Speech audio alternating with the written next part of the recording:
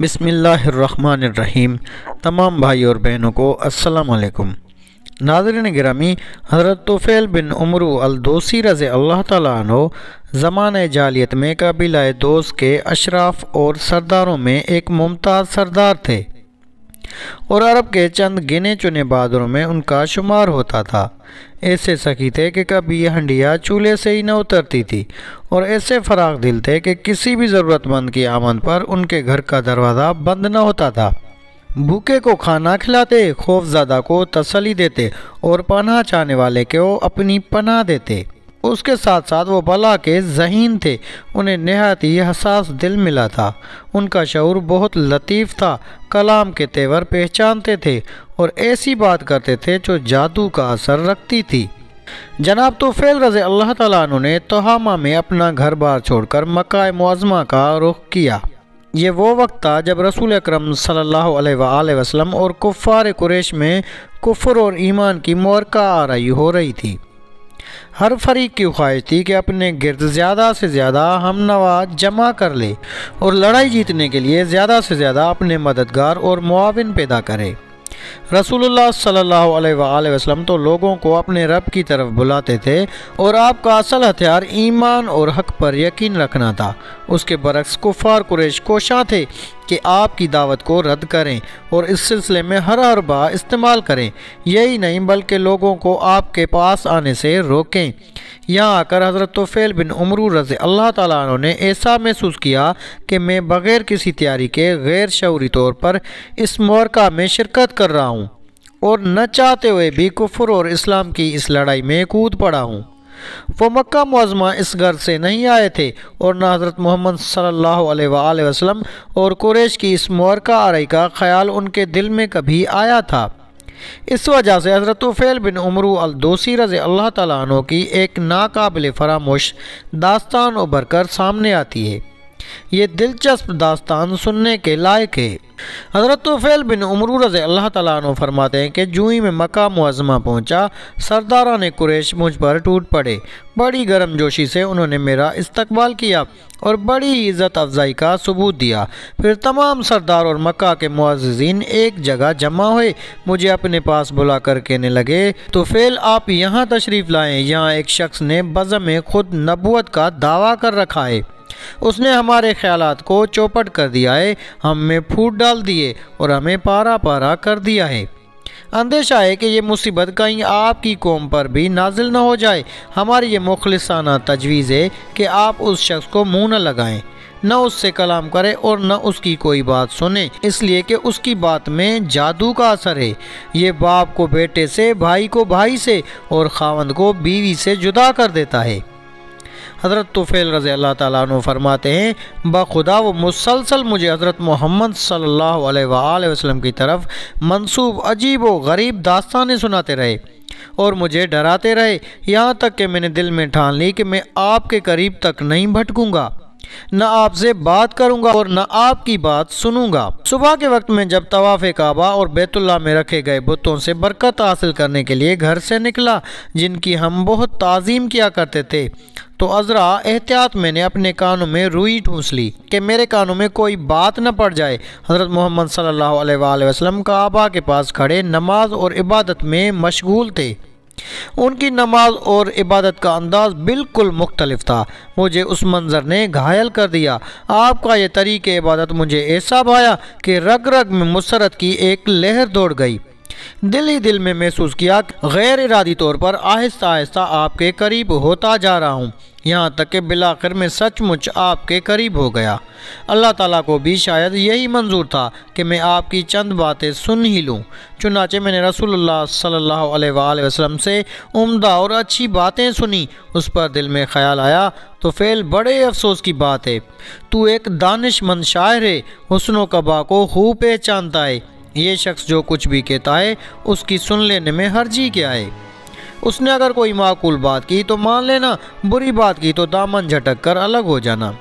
جناب طفیل رضی اللہ تعالیٰ عنہ فرماتے ہیں، میں وہاں مسجد میں ہی ٹھہرا رہا، یہاں تک کہ رسول اکرم صلی اللہ علیہ وآلہ وسلم عبادت سے فارغ ہو کر اپنے گھر کو چل دیے۔ میں بھی آپ کے پیچھے پیچھے چل پڑا۔ جب آپ اپنے گھر میں داخل ہو گئے تو میں آپ کے ساتھ وہاں پہنچ گیا۔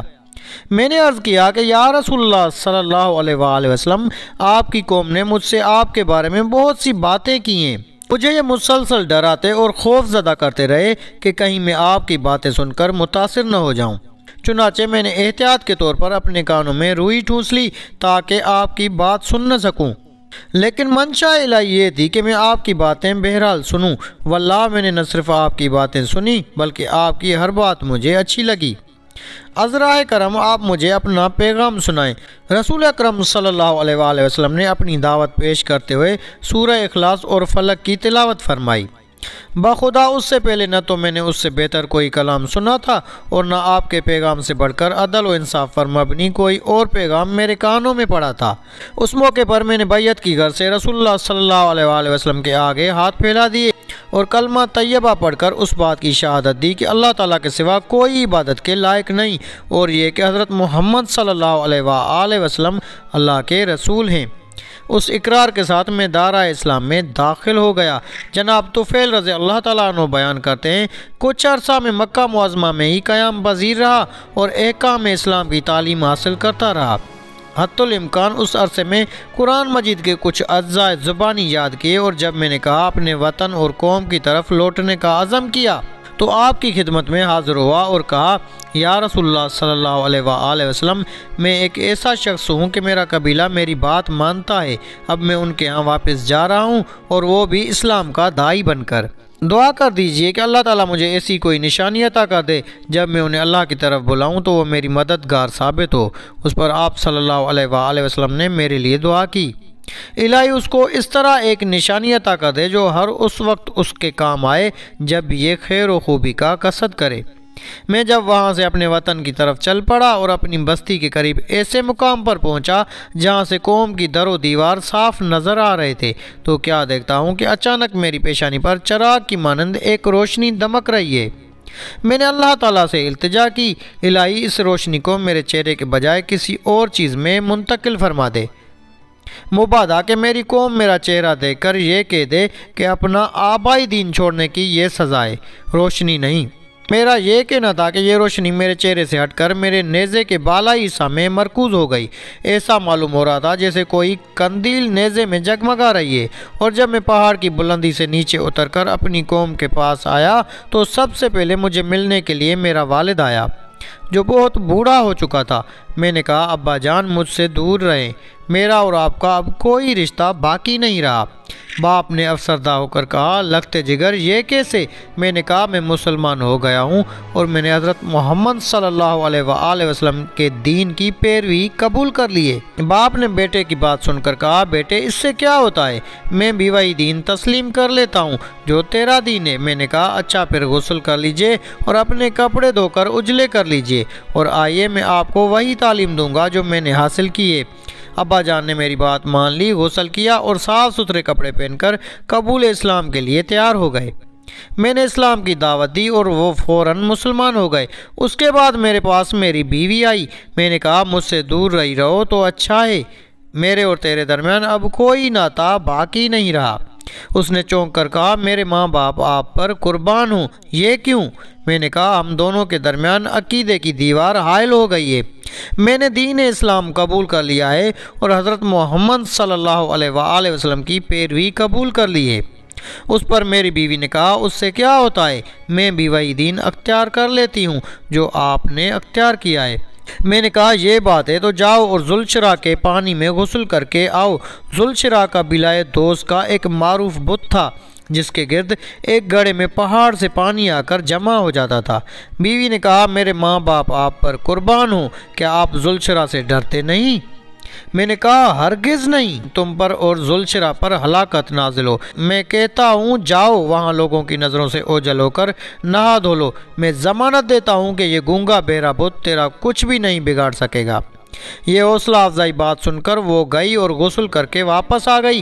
میں نے اس کے سامنے اسلام کی سادہ اور پرتاثیر دعوت پیش کی جس کو اس نے خندہ پیشانی سے قبول کیا اور وہ مسلمان ہو گئی۔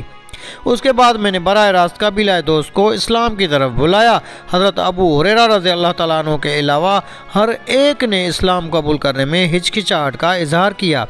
اس گروہ میں حضرت ابو ہریرہ رضی اللہ تعالیٰ عنہ ہی تنہا ایسے سلیم الطبع شخص تھے جنہوں نے بغیر کسی تعمیل کے اسلام کا پیغام دل کی گہرائیوں میں اتار لیا۔ تو ناظرین گرامی، یہ تھی ہماری آج کی ویڈیو۔ اگر آپ کو ویڈیو اچھی لگی تو ویڈیو کو لائک کر کے اپنے دوست و احباب سے زیادہ شیئر کریں۔ جزاک اللہ۔